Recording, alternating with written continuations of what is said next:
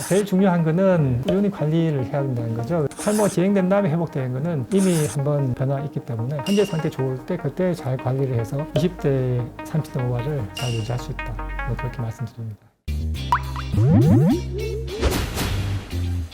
네, 안녕하십니까. 서울대학교 병원 피부과 권오상입니다.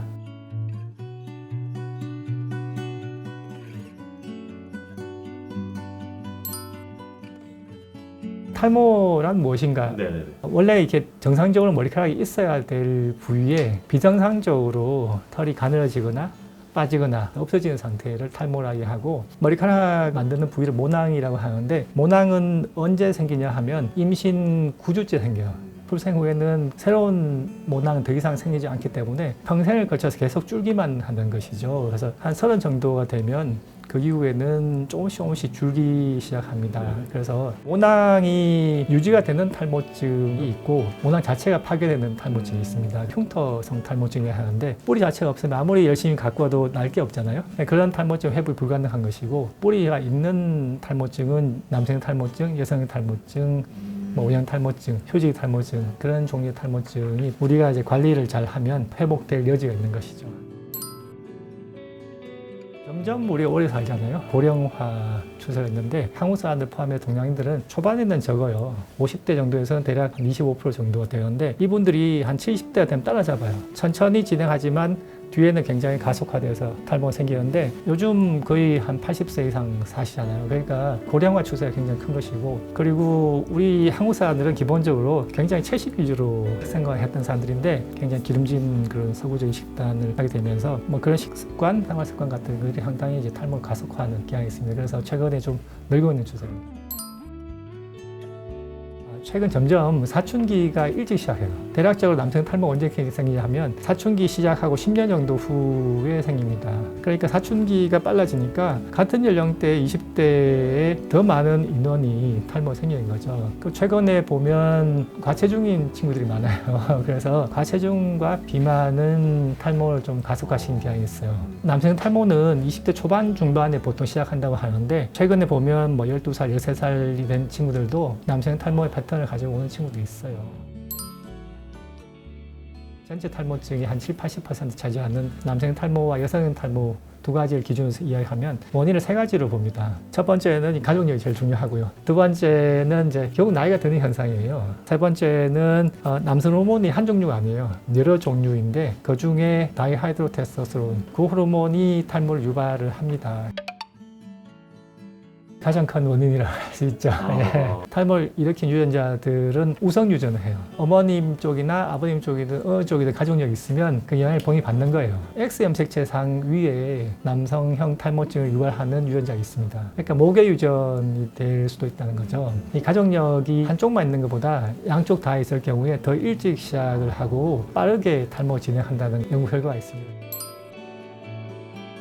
최근에 조금 이제 코로나 백신 맞고 탈모 생긴 분들이 꽤 오시긴 하는데, 그 이유는 백신을 맞고 뭔가 면역 반응이 변동이 생기는 거죠. 뿌리 자체가 없어지는 건 아니고 휴지기 탈모증이라고 해갖고 모발 주기가 한번 변동이 생기는 거예요. 이렇게 한번 쉬었다가 얘들이 탈락하고 새로운 머리카락이 나는 겁니다. 그래서 그건 걱정하실 필요는 없어요.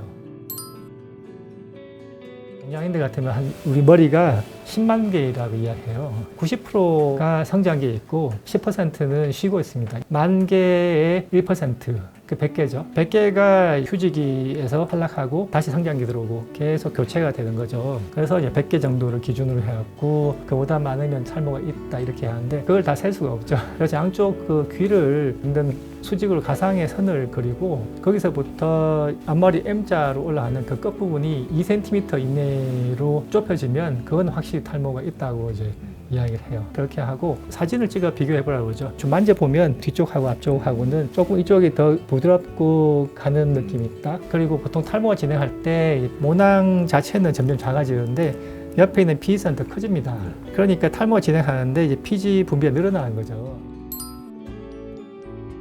탈모의 치료는 가능하면 충분히 괜찮을 때 일찍 치료를 시작하는 게 좋은데, 선뜻 병원에 오시기가 좀 쉽지 않아요. 그래서 결심하셨을 때 최대한 근데 좀 빠르게 오시는 게 좋죠. 그때일수록 기능을 잘 살릴 수가 있으니까. 저는 이제 조금 더 기다려 보라고 이야기합니다. 똑같이 형제 간이라 하더라도 탈모의 진행 정도는 개인차가 좀 있고요. 생활 습관이라든지 호르몬 환경이 조금씩 다르죠. 먼저 약을 쓸 필요는 없을 거로 생각하고 조금 관심을 갖고 있는 게 좋죠. 자가 진단으로 조금 탈모가 생긴 것 같다. 그때는 이제 가능하면 일찍 오셔서 치료 시작하시는 게 좋습니다.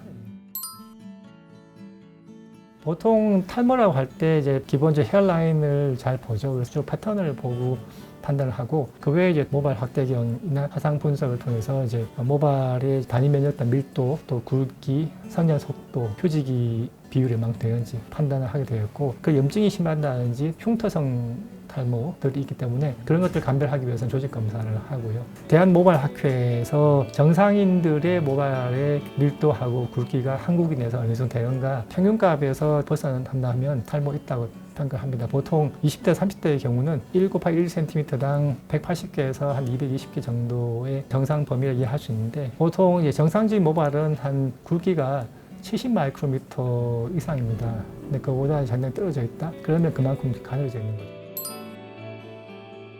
식약처에서 허가된 약을 기준으로 이야기를 드리겠습니다. 그러면 남성 탈모의 경우는 5알파 항 효소 억제제 그렇게 이야기를 하는데 피나스테리드라는 약이 있고 두타스테로이드라는 약이 있습니다. 그거는 다이하이드로테스토스테론 DHT라고 하는 호르몬을 저하시키는 게 5알파항 효소 작용에 의해서 그렇습니다. 그래서 탈모를 회복시키는 거죠. 바르는 약의 경우는 이제 미녹시딜을 사용하게 되는데 남자들 경우는 5% 미녹시딜을 사용하고 보통 하루 2번 바르라고 이야기합니다. 반감기를 사용해서 그렇게 이야기하는데 여성의 경우는 2%나 3% 정도를 바르게 되는데 최근에는 5% 미녹시딜을 하루 한 번 바르는 용법도 상당히 많이 이용하고 있습니다. 왜냐하면 하루에 2번씩 매일 바르라고 권장했을 때 1년 후에 계속 하루 2번씩 바르는 비율이 얼마나 되느냐 10% 미만입니다. 바르는 약은 기본적으로 초기 탈모에는 상당히 도움이 되고요. 근데 좀 진행한다면 먹은 약을 먹어야 될 거고 먹은 약이 이제 윗부분은 상당히 효과가 있는데 M자 올라간 이 부분은 조금 약합니다. 그렇기 때문에 바르는 약 같이 쓰라고 이야기하죠. 우리 모낭이 휴지기에 있다가 성장기로 들어오게 되는데 깊이 있습니다. 얘들이 이제 이 표면가 올라오는데 적어도 2달 정도 걸려요. 그래서 한 달 사이에 뭐 새카맣게 올라온 그거는 불가능한 이야기입니다. 올라온 다음에 그 다음부터 한 달에 한 1cm 자란다 할 때 볼륨이 이만큼 형성이 돼야 되는데 그 정도가 되려면 적어도 머리카락이 한 3, 4cm 올라가야 돼요. 총 한 6개월 정도를 우리가 기다려줘야지 눈에 띄게 변동이 있는가 되는 거죠. 그래서 뭐 5년 후 결과 10년 후 결과를 논문에 나오고 있는데 적어도 한 3년에서 5년 전까지는 계속 좋아지게 돼 있고 그 다음부터는 이제 정점을 찍고 쭉 유지를 하게 되는 거죠. 물론 이제 먹은 약의 효과가 좋고요. 이 바르게 되면 이제 피부를 투과해서 뿌리까지 들어가야 되는데 한계가 있습니다. 그래서 아무래도 먹은 약은 혈류를 통해서 직접적으로 작용하니까 강하게 되는 거죠. 그리고 이제 양쪽으로 작용한다면 좀 더 시너지 효과를 내는 것이고요. 탈모 나이가 드는 현상이라고 한 거죠. 약을 먹다 중단했을 경우에 더 나빠지는 건 아니고 원래 갈 길을 가는 것이죠. 그래서 현재 모발을 60대에서도 지금 머리를 유지하고 싶은 게 목적 아니냐. 그렇기 때문에 그렇게 하려면 지속적으로 관리를 해야 되는 거죠. 5알파판 효소 억제제는 효소 억제제입니다. 그래서 잘못 알고 계시는 것 중에 하나가 남성 호르몬 억제제로 알고 계세요. 남성 호르몬은 여러 종류예요. 대표적인 남성 호르몬이 테스토스테론입니다. 이 호르몬을 탈모를 일으키는 DHT를 만들게 하는 효소가 5알파판 효소고 또 효소를 기능을 억제함으로써 이제 테스토스테론 혈중 농도가 오히려 올라가는 경우도 상당히 많습니다. 그래서 남성 호르몬들끼리 밸런스가 변동이 생긴다. 이렇게 이제 이해하시면 되겠고 보통 흔히 이제 걱정하시는 게 성욕 감퇴라든지 발기력이 약간 떨어진다. 흔히 한 1%, 약간 많게는 뭐 2%까지 보기도 하는데 적어도 98명에서 99명 정도는 아무 정상이 없는 거죠. 그런 정상이 있더라도 대부분 초반에 한두 달 사이에 끝납니다. 왜냐하면 남성 호르몬들끼리 밸런스가 좀 변동이 생기는 거죠. 사람 몸은 또 적응을 해요. 그렇기 때문에 대부분 없어지는데 만약 지속이 될 경우에 그 상태에서는 이제 만약 중단한다면 회복이 되니까 너무 걱정하실 필요는 없죠. 부작용이 많지 않으시니까 일단 시작해 보시고 그 이후에 만약 부작용이 있으면 그때 약을 좀 줄인다든지 바꾼다든지 할 수 있으니까 그렇게 해보자 그렇게 말씀드리죠.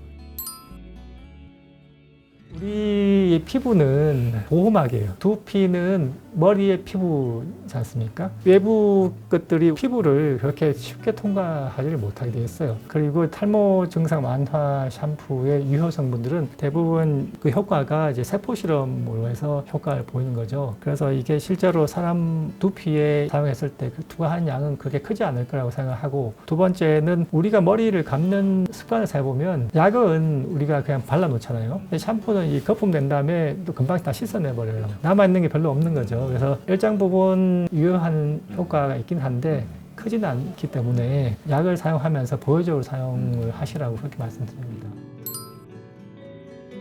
머리카락 자라는 자체가 기본적으로 약도 사용하긴 하지만 빛에 의해서도 일정 부분 자극을 줄 수 있습니다. 모낭을 자극시키면 되는 거죠. 가시광선 영역 중에서 일부를 집중적으로 빛을 쬐게 되는데, 그러면 이제 진피층까지 도달을 하게 되니까 모낭이 일정 부분 효과가 있는데, 그 효과 정도가 바르는 약 정도 되거나 못하거나 그 정도예요. 그래서 약을 잘 쓰시면서 그거를 보조적으로 같이 사용하시는 것은 이제 좋다고 생각하고 그렇게 말씀드릴 수 있습니다. 예. 기원이 이 앞머리하고 위쪽하고 뒤통수 쪽은 이 두피의 기원이 다르다고 말씀을 드렸는데, 뒤통수 쪽 모발은 나이가 들어도 빠지지가 않아요. 근데 그건 옮겨 심어놔도 그 성질 그대로 유지합니다. 그 성질 이용해서 모발 이식을 하는 거기 때문에 두 개의 방법이 있습니다. 절개술이라 해서 선상으로 길게 이 스트립을 떼서 하는 방식이 있고, 모낭을 하나씩 뽑아서 이식하는 비절개술이 있는데, 원리는 기본적으로 뒤통수 쪽에서 모낭을 채취하는 똑같은데, 한 번에 떼면 장점은 한 번에 많은 모낭을 확보할 수 있는 장점이고, 단점은 거기 선상에 이제 흉터가 생기는 거죠. 비절개술은 하나씩 뽑아야 되니까 시간이 많이 걸릴 수밖에 없죠. 그래서 선호도에 따라서 선택하시면 되겠습니다. 그 다른 사람의 모발을 이식하는 거는 간 이식이나 신장 이식처럼 그 동종 이식을 합니다. 그래서 할 수는 있는데 그 모발 유지하려면 평생 면역 억제제를 먹어야 돼요. 그래서 저희 연구팀에서 면역 억제제를 사용하지 않고 자외선을 전 처치를 함으로써 면역 억제제가 필요 없는 동종 이식을 동물 실험에서는 성공했는데, 사람에서 해보니까 사람은 아직까지는 좀 어려워요. 그래서 조금 더 이제 연구가 필요하다 이렇게 할 수 있고, 다른 부위에 털을 심는 거는 지금도 하고 있죠. 몸에 있는 털의 길이는 성장기가 짧으면 짧은 털이 되는 거고, 길면 긴 털이 되는 거고, 그렇게 되거든요. 최근에 제일 주목할 만한 약제는 원형 탈모증에서 나오고 있어요. 근데 원형 탈모증은 머리카락의 검은 성분에 대해서 면역 반응이 생기는 자가 면역 질환입니다. 전체 인구의 약 2%까지도 생기는 굉장히 흔한 탈모증인데, 현재까지 남성 탈모에서 공인된 약제가 없습니다. 그런데 최근에 잭 억제제라고 해갖고 면역 조절제가 원래는 류마티스 관절염 같은데 치료제로 개발됐다가 중증 원형 탈모증에 대해서 글로벌 3상 임상이 끝났죠. 끝난 결과가 상당히 유의하게 나왔기 때문에 미국의 FDA에서 혁신 신약으로 이제 선정이 됐고, 올해 안에 승인을 받기를 이제 준비를 하고 있습니다. 만약 그 약이 시중에 나와서 사용되면 중증 원형 탈모증 환자들한테 굉장히 큰 도움이 될 거라 생각합니다. 보험료를 더 거두지 않는 이상은 아마도 딴 부분에서 줄여야 될 거예요. 거기에 대해서는 사회적으로 좀 합의가 필요할 거라고 생각하고, 한편으로는 탈모 치료는 일정 부분 미용적인 그런 치료가 되는데, 그러면 다른 약제들, 미용 수술, 거기에 대해서 이제 형평성을 또 제기하시는 분 계세요. 물론 저는 이제 탈모 환자를 치료하는 의사로서 당연히 이제 보험 적용이 되길 희망을 합니다. 첫 번째, 체중 조절을 잘 하라고 이야기해요. 가족력을 제외하고는 환경적인 요인으로는 크게 두 가지는 항상 나와요.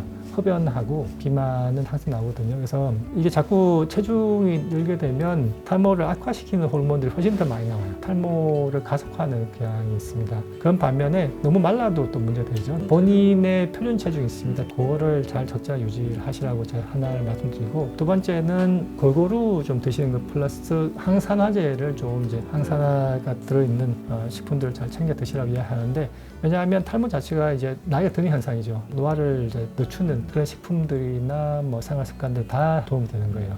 세 번째는 이제 기저질환을 잘 조절해야 돼요. 그래서 뭐 당뇨나 고지혈증, 신장질환 같은 것들이 이제 있을 때 결국 내 몸의 컨디션이 좋아야 머리카락도 잘 자랍니다. 특히 여자분들 좀 빈혈이 있거나 이러면 탈모 잘 생기거든요. 그렇기 때문에 기저질환들을 잘 조절하기 필요하다. 그 외에 유산소 운동을 적극적으로 하라고 이야기하죠. 그래서 호르몬 밸런스가 좋아지기 때문에 탈모에도 예방된다 이야기하고, 마지막으로는 수면을 조금 규칙적으로 하라고 이야기해요. 그래서 자꾸 생활 주기가 변동이 심한 사람들, 그러면 생체 주기가 자꾸 흐트러져요. 그럴 경우에 머리카락 빠진 양이 좀 늘기도 하고요. 휴지기 탈모증이 생기고 원형 탈모 새로 생기거나 아니면 원형 탈모 있던 분들이 심해지는 건 잘 알려져 있어요. 그래서 수면을 적정하게 일정하게 유지하시라고 그렇게 이제 이야기 드립니다. 제일 중요한 거는 계속 꾸준히 관리를 해야 된다는 거죠. 그래서 탈모가 진행된 다음에 회복되는 거는 이미 한번 변화가 있기 때문에 현재 상태 좋을 때 그때 잘 관리를 해서 잘 보존을 하고 건강하게 유지하는 게 중요하다고 이야기하고, 보통 뭐 탈모에 뭐가 좋아요? 뭘 먹으면 좋아요? 이렇게 물으시는데, 해서 좋은 것도 좋은데 피하는 게 좋다는 거를 아는 게 사실 더 쉽거든요. 흡연 안 좋고요. 그리고 이제 과체중과 비만, 그리고 수면이 굉장히 불규칙한 거, 뭐 그런 것들을 피하시라고. 그렇게 함으로써 충분히 이제 20대, 30대 모발을 60대, 70대까지 잘 유지할 수 있다. 뭐 그렇게 말씀드립니다.